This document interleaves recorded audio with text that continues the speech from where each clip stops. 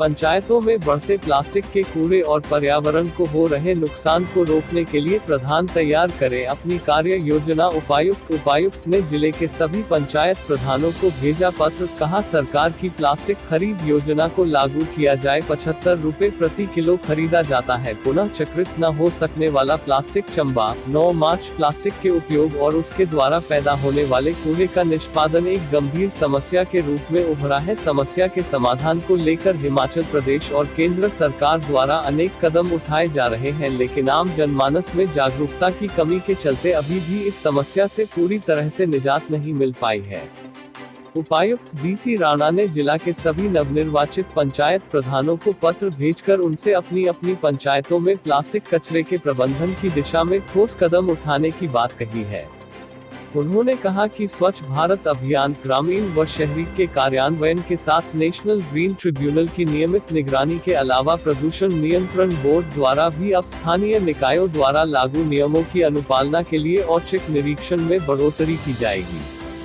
उन्होंने ये भी कहा है कि हिमाचल प्रदेश सरकार ने 2 खास पहल की है ताकि प्लास्टिक की समस्या का स्थायी समाधान सुनिश्चित हो सके। प्रदेश में पॉलीथीन के थैलों पर पूर्ण प्रतिबंध है।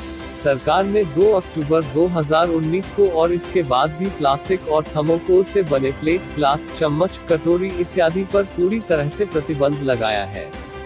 इनके उपयोग पर लगने वाले जुर्माने और प्रतिबंधित सामग्री की सूची के साथ अपील की एक प्रति भी पत्र के साथ संलग्न की गई है।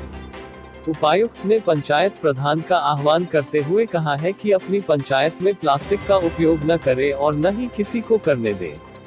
जन सहभागिता से ही पंचायतों में पर्यावरण को होने वाले नुकसान और बढ़ते प्लास्टिक के कूड़े पर रोक लगाने में कामयाब हो।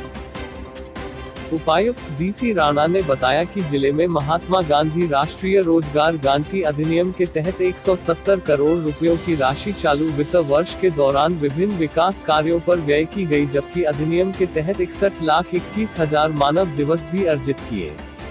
उन्होंने ये भी बताया कि राष्ट्रीय रोजगार गारंटी अधिनियम के तहत विभिन्न विकास कार्यों में अर्जित किए गए मानव दिवस के तहत महिलाओं की भूमिका 51.08% रही। उपायुक्त आज ग्रामीण विकास से संबंधित विभिन्न योजनाओं की समीक्षा को लेकर ग्रामीण विकास अभिकरण के सभागार में खंड विकास अधिकारियों के साथ आयोजित बैठक की अध्यक्षता करते हुए बोल रहे थे। बैठक के दौरान ग्रामीण विकास से संबंधित विभिन्न योजनाओं के तहत प्रगति की समीक्षा पर चर्चा के दौरान उन्होंने ये भी निर्देश दिए कि मनरेगा के तहत नए कार्यों की स्वीकृति से पहले खंड विकास अधिकारी पंचायत स्तर पर लंबित और जारी विकास कार्य को प्राथमिकता से संपूर्ण करना सुनिश्चित बनाए। उपायुक्त ने खंड विकास अधिकारियों से विभिन्न मदों के तहत अनुप्रयोग बजट राशि का ब्यौरा उपलब्ध करवाने को कहा। उन्होंने कहा कि अगले वित्त वर्ष के दौरान विभिन्न मदों के तहत कैश बुक में इंद्राज कार्य को ऑनलाइन करना भी सुनिश्चित किया जाए। उपायुक्त ने जैव विविधता के तहत पीवीआर सूची को ऑनलाइन करने को लेकर भी खंड विकास अधिकारियों से आवश्यक कदम उठाने के लिए कहा। राष्ट्रीय ग्रामीण आजीविका मिशन के तहत प्रगति समीक्षा के दौरान उपायुक्त ने प्रक्रिया में तेजी लाने को कहा।